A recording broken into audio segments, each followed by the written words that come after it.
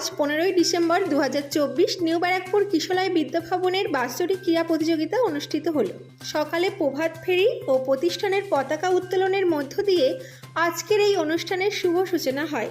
অনুষ্ঠানে উপস্থিত ছিলেন নিউ ব্যারাকপুর পৌরসভার পৌরপিতা প্রবীর সাহা ও 3 নম্বর ওয়ার্ডের কাউন্সিলর দেবী চক্রবর্তী সহ স্কুলের সকল শিক্ষক শিক্ষিকা ও অন্যান্য সদস্যবৃন্দ।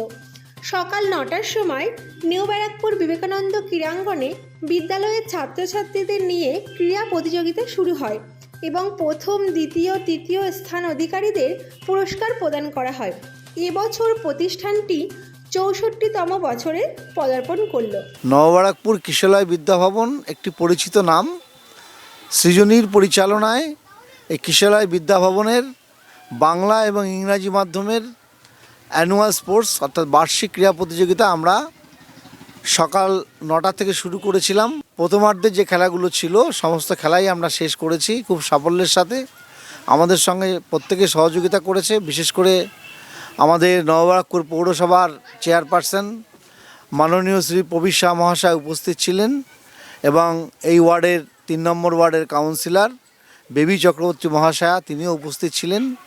এছাড়াও এলাকার অনেক মানুষ এবং সমস্ত গার্জিয়ানরা এবং আমাদের স্কুলের সঙ্গে যুক্ত আমাদের ম্যানেজিং কমিটির সমস্ত সদস্যা এবং আমাদের কিশোলাই বিদ্যাভবন বাংলা এবং ইংরাজি মাধ্যমের সমস্ত শিক্ষিকা এবং শিক্ষাকর্মীরা আমাদের এই খেলায় অংশগ্রহণ করে এবং বাচ্চাদের সঙ্গে তাদের খেলায় তাদের সহযোগিতা করে খেলাটাকে হাফ টাইমের আগে অবধি তুলেছে।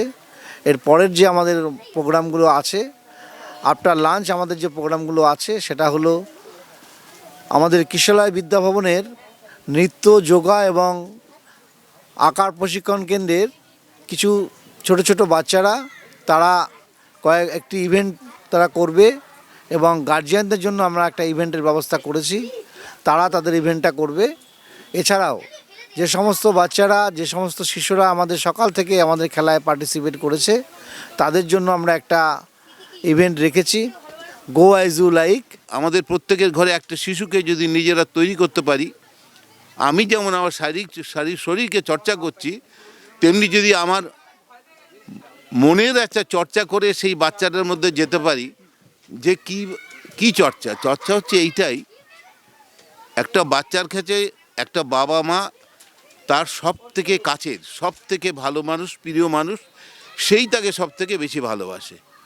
তারপরেই হচ্ছে আমাদের সমাজে থাকতে গেলে বাইরের সবাই আশুজন বসুজন, স্কুল, বন্ধু বান্ধব সকলেই থাকে, কিন্তু গার্জিয়ানদের ক্ষেত্রে অনেক ক্ষেত্রে হয় কি বাচ্চাদের সঠিকভাবে পরিচালনা করার এক্ষেত্রে কিছু ত্রুটি আমরা মাঝে দেখতে পাই বা উপলব্ধি করি।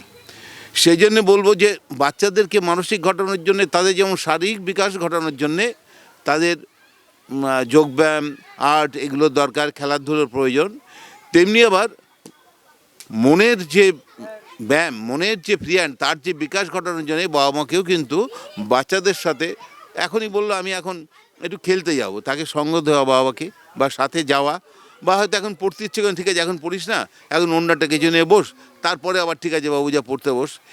এই যে বাচ্চার সাথে তার একটা যে সংযোগ স্থাপন করা, এটা কিন্তু এখন একটু ডিটাচড হয়ে যাচ্ছে।